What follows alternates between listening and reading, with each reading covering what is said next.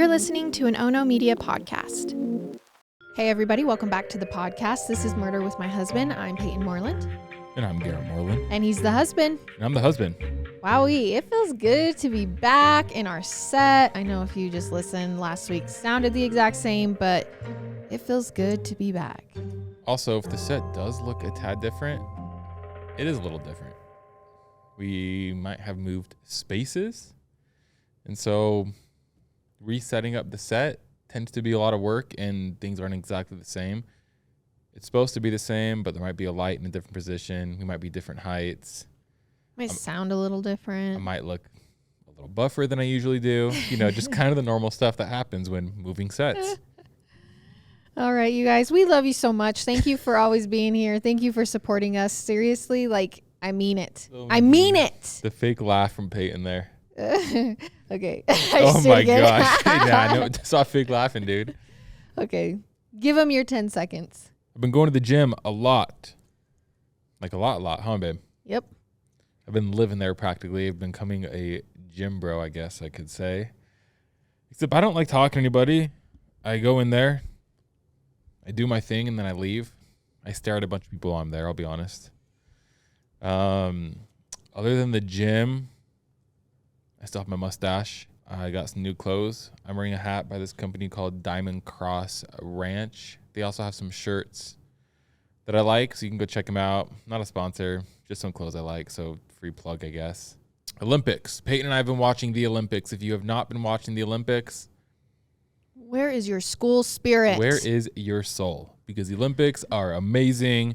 I mean, not even just for USA. Like, I just love watching everybody from different countries. I love watching underdogs. I love when countries who haven't won medals in so long win something. It's just amazing to see people, literally the best of the best, compete at the highest level. There's been some amazing track and field. Everything has been amazing. If you are keeping up with basketball, the USA just beat Serbia. And yeah, Olympics are crazy. Olympics are fun. Reminder, bonus episodes. We're back on track. We're getting our bonus episodes out 2 a month, all ad free. Plus, Dear Daisies will be coming again now. I know we stopped those for a second. We're doing a lot of stuff was going on. I don't want to get into it. There's a lot of stuff. There's a lot of stuff going on. There's no other way to say it. This is a true crime podcast. This is not the life of Payton and Garrett. Maybe another day. So there's a lot of stuff going on, and we love you all, and we really appreciate the support. Other than that, I guess we can get back into some true crime stuff. Let's hop into today's case. P.S. If you hear me eating now and then, I have some sour high chews in his shirt pocket. In my shirt pocket. Okay. Our sources for this episode are ABC's 2020, TexasMonthly.com, the Stephenville Empire Tribune, Deseret.com, ABCNews.com, Heavy.com, BeneathTheSurfaceNews.com, TheSun.com, MyPlainView.com, Distractify.com, Newser.com, and HappyScribe.com. Okay. So when someone is murdered, it is the natural inclination of the police and always Garrett to suspect someone close to the victim. I mean, how many times have we seen a husband kill a wife or the other way around? In other instances, outside of those famed serial killer cases, the attacker is usually a family member, a boyfriend, a girlfriend, maybe even a close friend from time to time. So it's understandable that the first suspects called into the interrogation room are someone who knows the victim pretty intimately. It might not be fair, but it is understandable. But there's a problem with being so quick to suspect. Because while we're so set on getting justice for the victim's family, we often don't think about the effect that false accusations have on those wrongly accused or suspected, which is why the police and we as storytellers need to keep in mind that when it comes to murder, things aren't always as they seem. Sometimes the most obvious places to look are actually the wrong places, which then allows the real killer to hide in plain sight. So it's 1987. We are in the sleepy little town of Stephenville, Texas. This is the kind of place that you could drive for miles without seeing another car. You would pass dairy farms, Thought you were going to say Dairy Queen. You would pass dairy farms. You would have your windows down in the summer. There would be a faint smell of fresh cut grass and a hint of manure blowing in the breeze. With a population of about 14,000 at this time, the biggest social events were Friday night football games at the high school and maybe the occasional hangout in the Dairy Queen parking lot. Whoa, no way. Then everyone would go to church on Sunday because humble, innocent little Stephenville. Okay. In fact, it was a dry town. You couldn't even buy beer in Stephenville at the time. Really? Yes. Okay. Which is why no one ever suspected something as dark and sinister as what would happen to Susan Woods would actually happen in Stephenville. Kind of reminds me of that movie with Julianne. What's that movie? Okay, that's not the original, but Footloose. Footloose. The original is obviously with Kevin Bacon. There we go. Yeah. Mm-hmm. Okay, so 30-year-old Susan, she's quiet, she's shy, she's easygoing. She had grown up in the Stephenville area. She'd been working part-time at a nursing home and a sandpaper factory ever since she graduated high school over a decade earlier. In fact, she was working 6 days a week to support herself ever since things had ended between her and her husband, Michael. See, let's back up a little bit. Michael and Susan met around the late 70s. Susan was so reserved in high school. She'd never really dated anyone. She didn't even go to prom. But one day, Michael Woods caught her eye. He kind of was a rock and roll bad boy type that Susan just couldn't resist. He was not the traditional cowboy like the other 20-something-year-old men in Stephenville. So Michael charmed Susan, who fell fast and hard.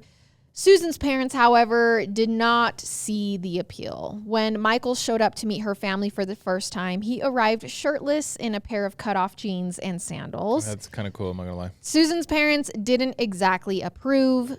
Still, we know these small town girls love a bad boy.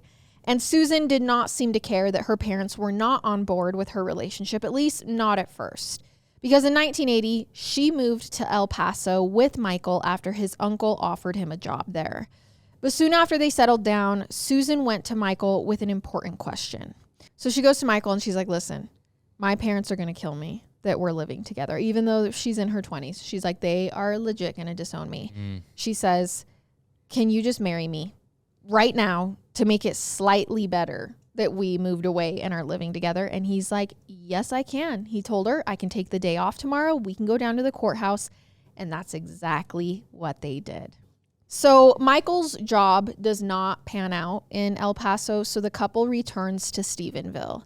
In 1985, they moved into a little bungalow near downtown, and Susan became the sole breadwinner for the family. But Michael's ego really could not handle this. He began acting out in ways that Susan did not approve of. He was frequently getting pulled over by local police. He would get into fights with neighbors. And at one point, he even poured sugar into a woman's gas tank. What? Meanwhile, Susan did her best to be that Betty Crocker wife she thought she needed to be. Coming home from work to then spend all her time in the kitchen making beautiful dinners, honestly hoping that one day her husband Michael would turn himself around.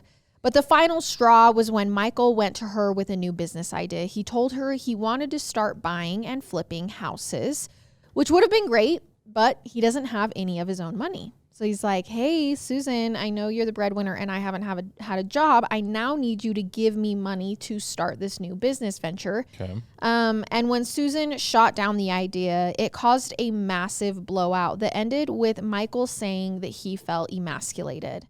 And then after this, things only got worse between the couple. Michael built up this rage and resentment towards Susan. He even began leaving her threatening notes in odd places for her to find, like the microwave, kitchen drawers, under the toilet lid. Now, I'm not sure what these notes said exactly, but I do know that by the summer of 1987, things had really come to a head. Ego, man. It's crazy how that happens. Also, Have you seen those TikToks where a guy will make a TikTok and he'll say, when I find out my wife's making, for example, like $250,000, and then it pans and he's like cleaning the house, like music and stuff like that. Yeah, because he's like the housewife or whatever. But he's like, I don't care. He's like, go for it. If my wife's making that much money, I'll do whatever needs to be done. Yeah, he's like, I will. But yeah, there's a lot of guys who feel emasculated. Their egos are hurt. I think the worst for me is exactly Michael, when they feel emasculated, but not enough to go get a job and actually help provide. And they act out. Yes. And that's like where it's like, okay, well. So things have come to a head and Michael moves out for good. And as a little goodbye gift, he takes the car and Susan's prized fur coat. What? And he leaves behind a cassette recording of himself telling her how she was responsible for ruining their marriage, which is so funny because it's like, you know how people have been posting the voicemails where you dance to your ex's voicemail? He basically did that. Yeah. Just back then. So Susan told her friend Cindy that at this point she was afraid of what Michael would do now that they were separated. She knew he had a jealous and angry side, and while Michael had left town, she worried she would never really be able to live her life without him finding out. So she stays with Cindy for a little while until things calm down. And when the dust settled, she asked Michael for a divorce that July. She even started seeing someone new, a bartender she met over in the town of Granbury, Texas. Friends of Susan say for the first time in years, she finally seemed truly, genuinely happy. Like she had turned a new leaf. And then all of a sudden, Susan goes radio silent. So on July 28th, 1987, Susan's father, Joe Atkins, was worried.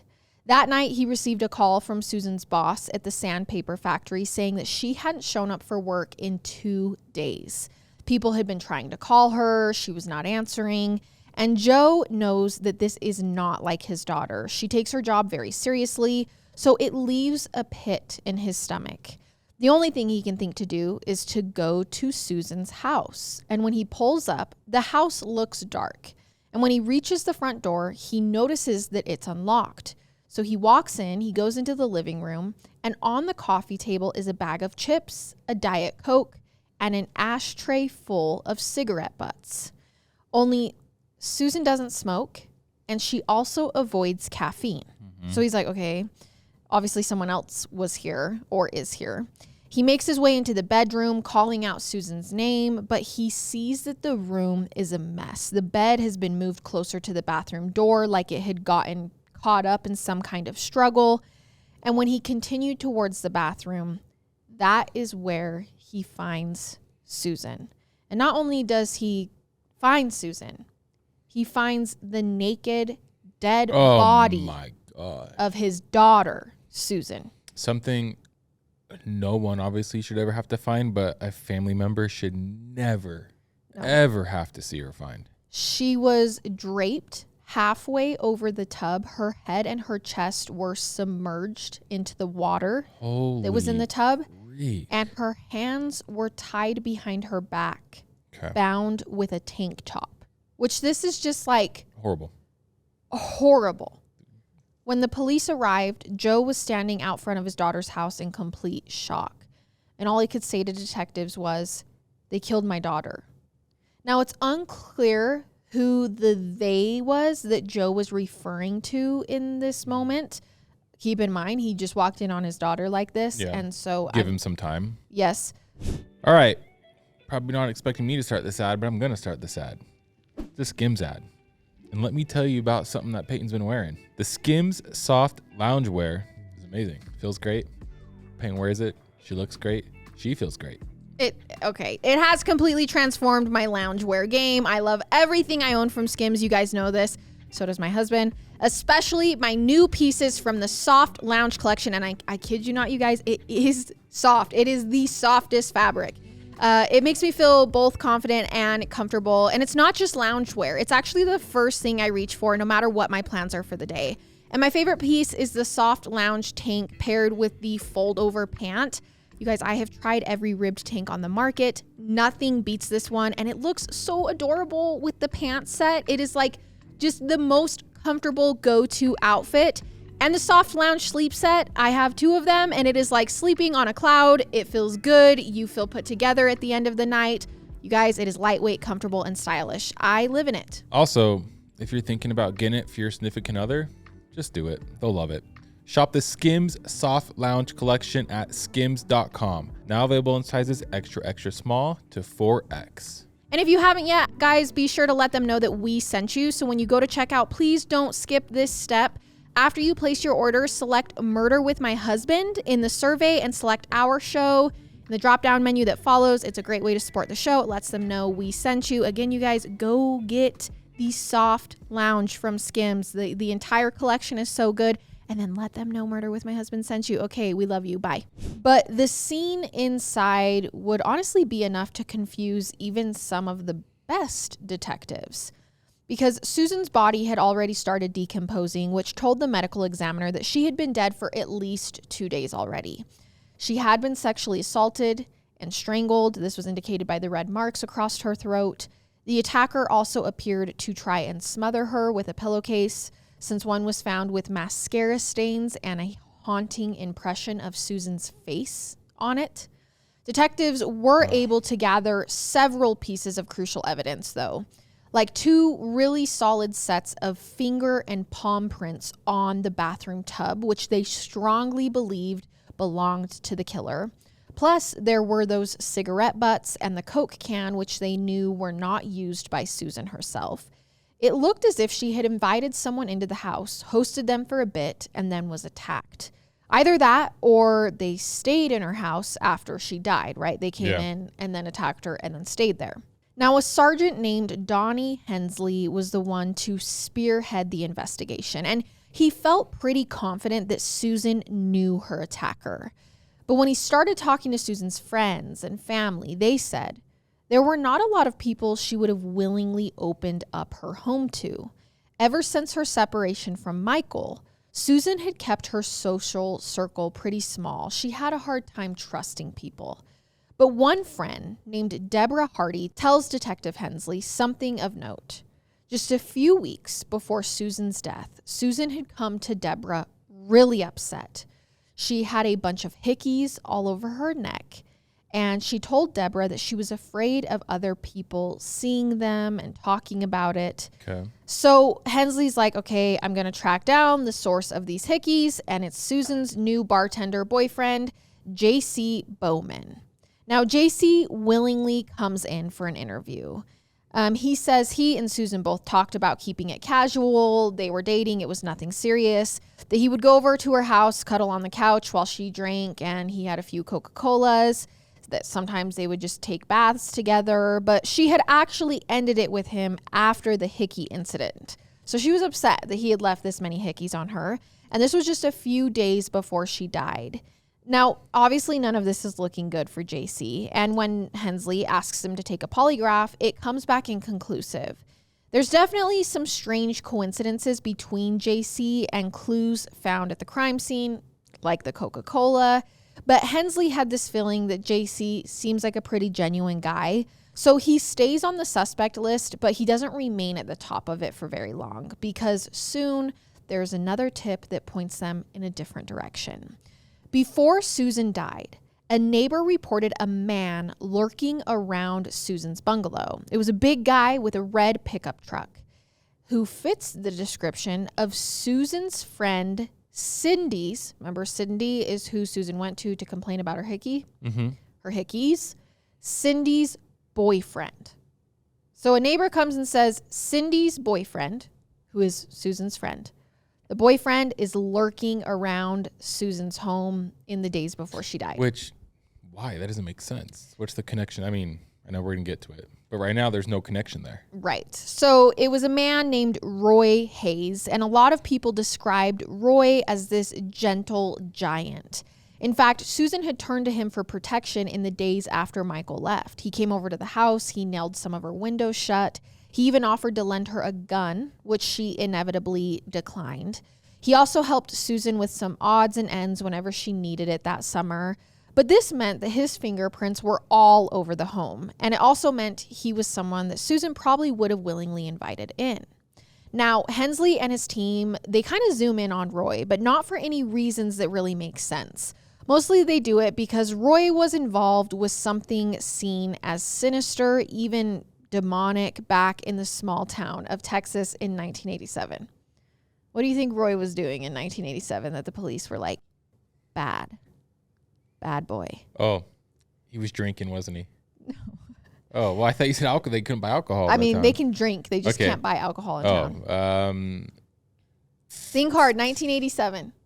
1987. Drugs? No. Wait, what? That is bad. Am I that?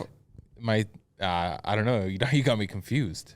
He was known around town for running a little game called Dungeons and Dragons. What's wrong with that? Babe, in the 80s, people thought it was like a devil game. They did? Like, parents were freaking out, being like, no, the devil is no yes. Way. Oh what? my gosh, how do you not know this? I don't know. I play a good amount. I mean, I play video games. Yeah. So how do I not know this? When Dungeons and Dragons came around. Is this real? Yes. Guys, is she lying to me right now? There was an uproar about this game being demonic and like devil worshiping, and that people who played it were not the type of people you wanted to be around. I had no idea. Okay, well, Roy is the little, the headmaster of the local Dungeons and Dragons game. Now, this, of course, sounds ridiculous to us, especially with how many violent video games are out there. But back then, police felt it was cause for concern, particularly after a news station did a whole story on the game, how it was only played by devil worshippers. So the police were like, Roy. So Roy is sent to the Texas Rangers office for a polygraph as well. And while he's waiting for the results, the police badger him. They're trying to get him to confess. They tell him, you had to have killed this girl, Roy.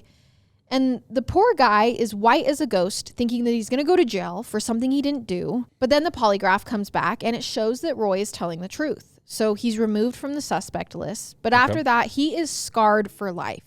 And he's left wondering, how could I be under suspicion when it's clear as day? The person they should really be looking into is Susan's estranged husband, Michael Woods. Which, I mean... Duh. Yeah, duh. So fear not, because the police were definitely keeping a close eye on Michael too.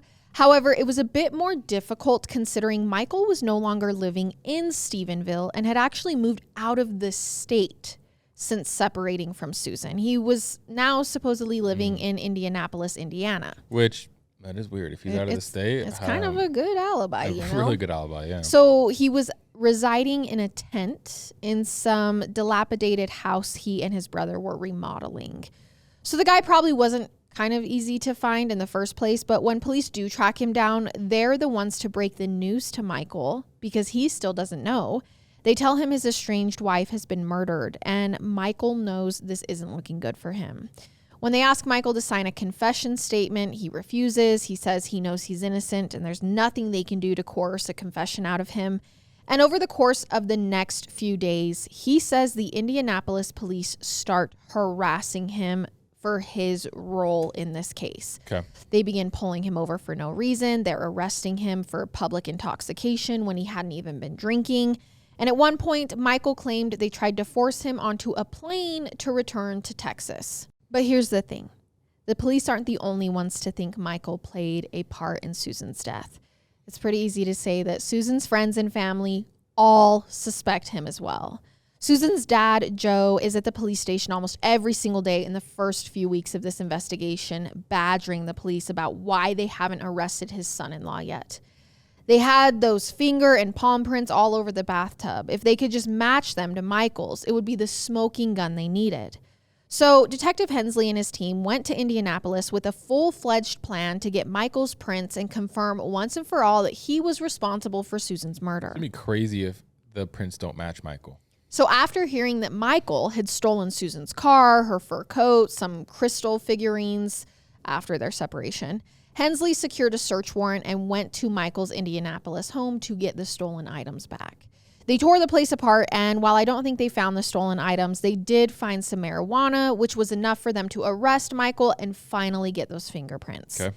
But once Hensley gets back to Stephenville and compares Michael's prints to the ones found at the crime scene, he is taken by complete surprise. No match. They are not a match, which means Michael is basically eliminated from the suspect list. Which, that would be... Because he's like the perfect suspect. I know, but it's like you said earlier, that one guy was stalking outside Roy. Roy. Dungeons and Dragons. But I don't know, man. But Roy was also looking out for her. Yeah, Roy was also looking at her. So now I'm really confused. It really should be Michael. It should be Michael. But he's moved out of the state. Should be Michael. And his fingerprints. And the fingerprints don't match. And it's like the fingerprints are on the tub in a position that they were like the killer would have probably grabbed right here to do this. What else are you supposed to do if they don't match? Nothing. So everything in Hensley's veins, though, tell him the only logical person to do this was Michael. Yeah. In fact, the same went for most everyone in Stephenville. If you knew Susan, then you knew Michael, and you knew that things were not good between them, which was why Michael remained under suspicion, even as Susan's case stalled out. It was kind of like the case in town where everyone was like, oh, Michael killed Susan, but he's still out because they don't have enough evidence to get him. That was like the theory. Yeah. The thing was, no one ever told Michael or the public that his prints didn't match. So police ran them, knew they weren't a match, and didn't announce it. Can you do that? Yeah, but it's shady because he's now going to be persecuted. Could you lie and say they did match? In an interrogation, you could. That's nuts. I mean, I agree with it, but I don't, because I think there's times where it's useful, but there's also times where it leads to false confessions. Exactly. Someone might just be like, okay, I did it because they're so pressured. I know a lot of people don't understand false confessions and don't understand how you can get there. It happens. Psychology. It happens. It is so real. I've done some crazy shiz in my life. Psychology, man. It happens. So Michael basically continues living with this perceived target on his back for years, thinking at any moment that police were going to come for him. He stayed the heck out of Stephenville for that exact reason. Rather, he stayed out of Texas for that reason. The dirty looks that he got, the scowling faces. Even when Susan's family sued Michael in a civil suit in 1989, Michael actually refused to show up for the trial in Texas. And as a result, the judge awarded the family the $11,000 they were looking for and slapped on another $700,000. So... Yes. Wait, what's up? Yeah. So Michael's lawyers told him as long as he steered clear of Texas, it would never be collected. But that was beside the point because Michael went on living this way for another 19 years. He had paranoia, depression, his own grief because his ex-wife was murdered. I'm going to be pretty pissed if it's not Michael. And he's like, I didn't kill her, but everyone just says I did. Like everyone thinks I did.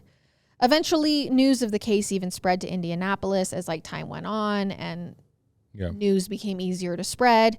And that's where Michael was living. And now the neighbors and the locals there were coming up to him and asking if he was the one mentioned in the article, if he was the Michael that, as everyone is saying, killed Susan Woods. So in 2000, Michael hit his breaking point and he attempted to die by suicide. Oh, no. He survived. Sad. And he turned to music to try and cope. And then in the summer of 2005, everything changed for Michael during one chance encounter. He was playing a show at a house party for a friend's birthday. And afterwards, Michael was overcome with emotion and went around the side of the house to try and calm himself down. I think it's pretty safe to say that Michael is struggling mentally 100%. At this point in his life. Yes. The host was a woman named Barbara Gary, and she went to check on Michael to ask him why he was so upset. And Michael broke down, telling her the entire story about Susan's murder, saying, I used to live in Stephenville, and my wife was murdered. Everyone thinks it's me, and it's been so bad that it led to me attempting suicide, and I survived, but it's just so much. It's so much to know that everyone thinks this of you. At that point, Barbara sees something in Michael in that moment that no one had really seen up to this point. And it was a man who she presumed to be innocent, desperate to have his name cleared publicly. That is all he wanted in life, was for the public to know and confirm that he did not kill his wife. So afterwards, Barbara writes a letter to the Stephenville Police Department to see if there's been any updates on this case. And at this point, a new detective named Don Miller was the one to open that email. And with Susan's case still unsolved, he figures, okay, someone's reaching out, bringing attention. Why not look into it once more? Especially because crime-solving technology has drastically improved in the years since Susan's case ran cold. And there were new digital databases, DNA testing, a lot more could be done. So Miller went back to the evidence locker. He dug out those cigarette butts from Susan's home and he sends them off to the lab. And they come back with one note: unidentified male. Now, without a match in the system, Miller knew there was only one way to clear Michael's name for good. I mean, and this is hard, right? Because they've already cleared him of the prints. So my question is, and maybe you don't know the answer to this, and that's okay. I hope one of our listeners will. I wonder how many people don't match on fingerprints, but they match on DNA. It definitely happens. Like, I wonder the statistics behind how often or percentage-wise, like... I wonder how you even find those. Yeah, I don't know. I think it's kind of interesting. Or is it even possible? I mean, it has to be. I'm sure it's happened, there's right? definitely cases where it's happened. So, like, how often? What are the chances it happens? Is it pretty common? Is that why now the gold standard is DNA instead of fingerprints? Yeah. I think what's even scarier that's more common is that someone doesn't match DNA or fingerprints and is still arrested and convicted. Yeah. That's like insane that happens. It is pretty crazy because if you don't match DNA and you don't match fingerprints and the prosecution still decides to move forward, there just shouldn't even be circumstantial evidence. Like, it shouldn't even be a thing. You should just be cleared. Right. Because you're just messing with so many variables. Yes. So many variables. So the new detective is like, listen, if this guy just wants his name cleared, we've cleared him of the fingerprints. Let's clear him of the cigarette butts. And let's like publicly say this guy did not kill his wife. So they reach out to Michael and they're like, you good to give us your DNA? Like, give us your DNA. Mm-hmm. And Michael agrees. Oh, no, dude. This is crazy, man. So standing on his front stoop in the cold Indiana winter months of 2005, Miller and his partner took Michael's cheek swab right there. They sent it back to the lab to compare with the DNA on the cigarettes and found it was not a match. Oh, okay, good. So between that and the fingerprints, it's obvious. It wasn't Michael. Michael is not their guy. Like, Michael was not the person in the house that day. And so publicly, his name, after all these years, is finally cleared.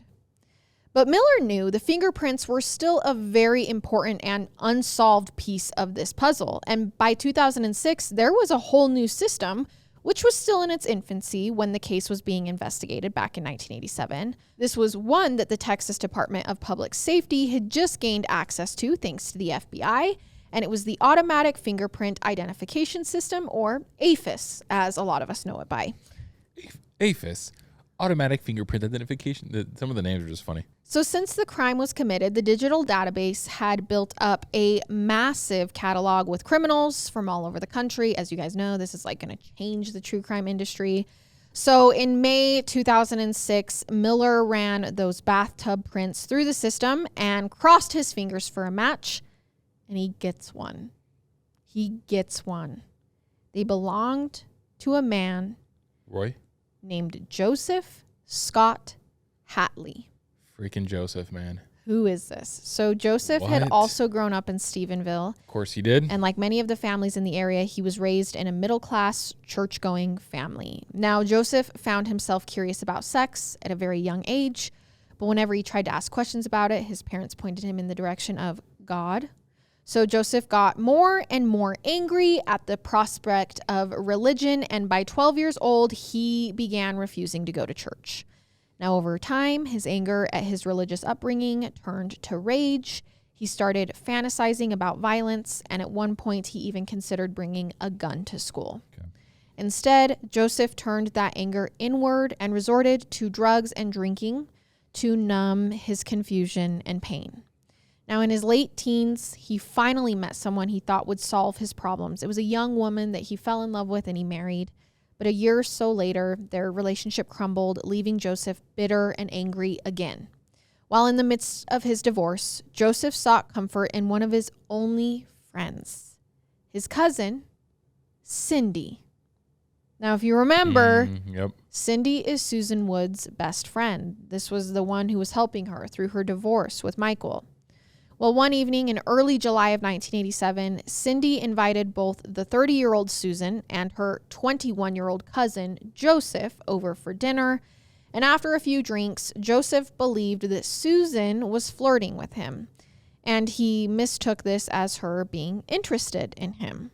Not only did Susan meet Joseph a few weeks before she died, and now Joseph's fingerprints match the prints found on the bathtub. I think it's important to note that Joseph also went to Susan's funeral with Cindy. Oh my gosh, man. I mean, that happens a lot though. Yes. I mean, I know that's horrible, but it's, I don't want to say intriguing. It's mind-blowing, interesting, how much it actually happens. Well, he even signed the guest book.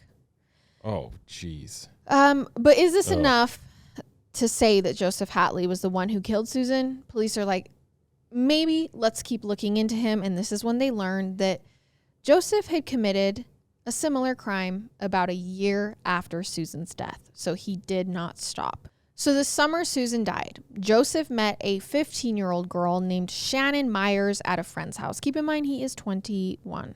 Okay. Shannon had recently moved to Stephenville from Arkansas and didn't have many friends in the area. So when the 21-year-old Joseph took an interest in her, Shannon returned the sentiment. The two began casually dating. Then they exchanged I love yous. But later that summer, Joseph sexually assaulted Shannon. She went to her mother, who encouraged her to report it to the police. And while they spoke with Joseph, they inevitably let it go. He didn't, though. He grew angry, cut off all contact with Shannon. Now, fast forward to a year later, in July 1988, Shannon runs into Joseph at a party again. Stephenville, it's a small town, like it's going to happen. Joseph pulls her aside, says he wants to clear the air between the two of them, says he misses her, he wants to see her later that night.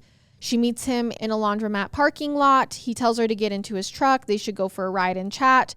He takes her to a park just south of town, right off the highway, and he sexually assaults her again. Okay. He first starts by saying, let's just have sex. She says no. He holds a knife up to her and sexually assaults her. This goes on for 6 hours. Oh. He doesn't stop. He doesn't do it just once. So Shannon fights for her life. She doesn't even think she's going to make it out of this alive, but she does. He actually takes her back to where he picked her up, and she runs home and obviously tells her parents immediately. They take her to a hospital for a sexual assault kit, and they press charges against Joseph Hatley. And he's not in jail?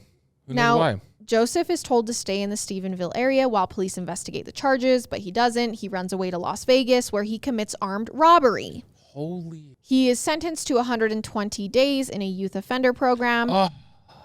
Sorry. I'm sorry, everybody. This is insane. It's insane how stuff like this happens so often where people commit crimes over and over and over again and somehow don't end up in any punishment. And then there's somebody who will commit the smallest crime, not saying it's okay or not okay, but all of a sudden it's like, hey, 10 years in prison. Yeah. Also, it's like, I know that they don't know that he's killed someone at this point. Okay, but like, take the fact that he's killed a woman at this point. He sexually assaulted a young girl again for 6 hours, multiple times, and then runs away and commits armed robbery. And you're going to absolutely lose your mind, because when he finally does come back to Stephenville, a grand jury declines to indict him on the sexual assault charges, stating that there was insufficient evidence. So he gets away with it. Like, holding a knife to someone and sexually assaulting them for 6 hours is not that far off from violently hurting someone, like murdering someone.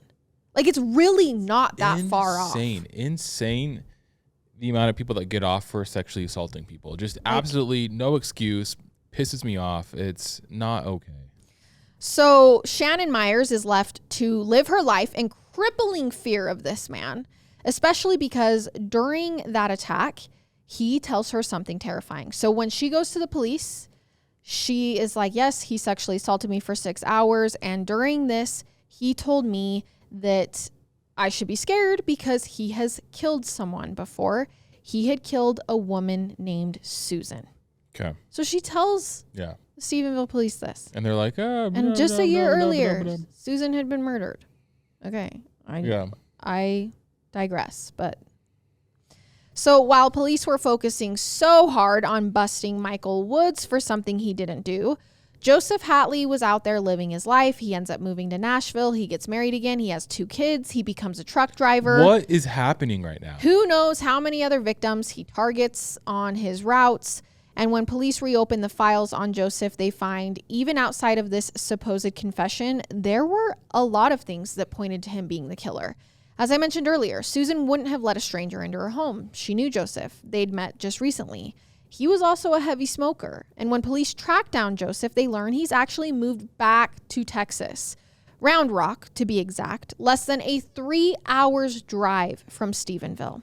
He's been hiding in plain sight all of these years. I don't know how you murder somebody and then live 3 hours from it and just like, yeah, I killed someone years ago over there.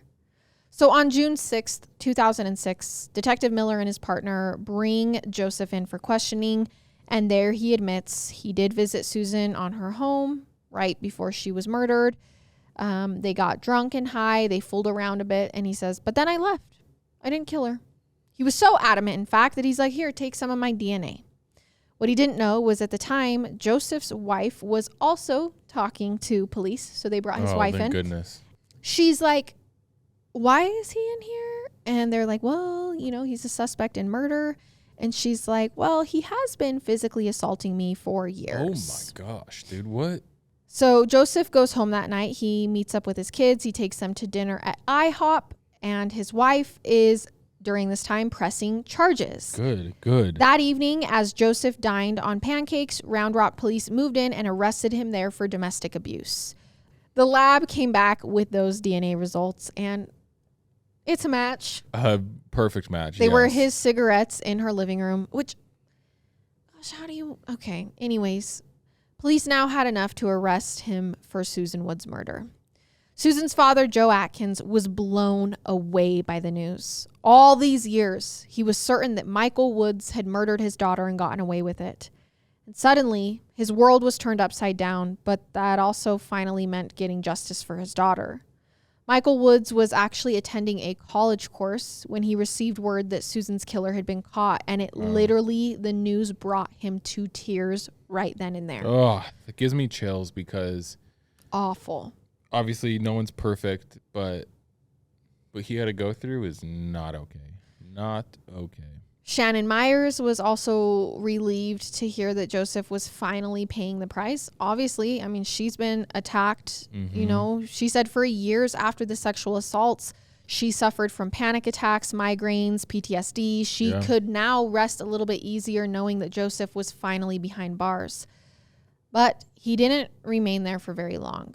In 2007, Joseph confessed to the murder a week before his trial as part of a plea deal, and the 43-year-old was sentenced to 30 years in prison. But after serving only 11 of those years... No, do not tell me he got out after 11 years. He was released on good behavior.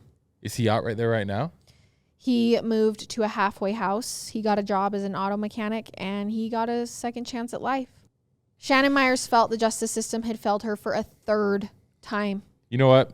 Hold on. That's not okay. No. It's just not okay. I don't care. I don't care what he thinks. I don't care what his family thinks. I don't care what any of his friends think. Like, they can all screw themselves. He was abusing his wife. That is not okay. He attacked Shannon Myers twice and killed. If you murder somebody, yeah, you do. I'm talking about murder. I know there's manslaughter. I know there's DUI, drunk driving. I'm just first degree murder. I'm just talking about if you first degree murder somebody. If you murder somebody, you should never be out of prison. You don't get a second chance at life. That person didn't get a second chance at life. No. Screw you. So once again, Shannon has to go back to living her life in fear because Joseph Hatley is now back out on the streets and could show up on her doorstep at any time. Oh my gosh, dude, this case is nuts. But in 2021, fate finally did catch up with him. He was 56 years old when his bladder cancer returned, and on December 9th, he was found dead in his RV where he had been living alone in the city of Abilene, Texas. Okay, so he's dead. But Joseph's story didn't end there. Sucks for him. Shortly after his death, Detective Miller received a phone call from the man who purchased Joseph's trailer. Okay. Inside was a bunch of letters. There was nearly 200 pages worth of notes from Joseph, explaining why he had become the man he had become, why he did the things he did. In those writings, he claimed on the night Susan died, he went over to her house. He wasn't set out to hurt her. He said while he and Susan were hanging, he, quote, overstepped his bounds. She slapped him and he snapped. So she said no. Oh, I just still don't believe him because I think he's still trying to justify what he did and make himself look better. I mean, she said no. Like, no matter what he writes in those, I just can't believe. He claims in his writings that after he came out of a drunken fog, he realized he had brutalized her. He said Susan was still alive. She begged for her life repeatedly, and he still decided to kill her. He sexually assaulted another girl for 6 hours. He was beating his wife. Like, everything he's writing is just invalid. Right. So all of this makes me realize that when considering suspects, we really should not just like do it lightly. Like, well, it could be this. And it still happens today. Mm-hmm. Like in the true crime community, people still are like, well, what if it was this person? What if it was this person? I mean, Cindy's boyfriend, Roy Hayes, remember Roy? Mm-hmm. He said the suspicion actually cost him 2 jobs. He got fired from 2 jobs because he was a suspect in this murder. And it actually prevented him from following his dreams of becoming a police officer. And Michael Woods, well, we heard how things ended up for him because of the suspicion that fell on him. Luckily, he was able to turn a new leaf, but I think his strength in all of that is actually an anomaly. I just can't help but wonder what would have happened if the police looked outside of those obvious suspects, if they didn't approach this case with it had to be someone in her immediate life. I can tell you one thing. Shannon Myers wouldn't have had to live her life in fear. And who knows how many other lives might have been affected simply because Joseph Hatley was ignored and inevitably ended up walking free. And that is the case of Susan Woods and Shannon Myers. All right, you guys. Well, that was our case for this week, and we will see you next time with another episode. I love it. And I hate it. Goodbye.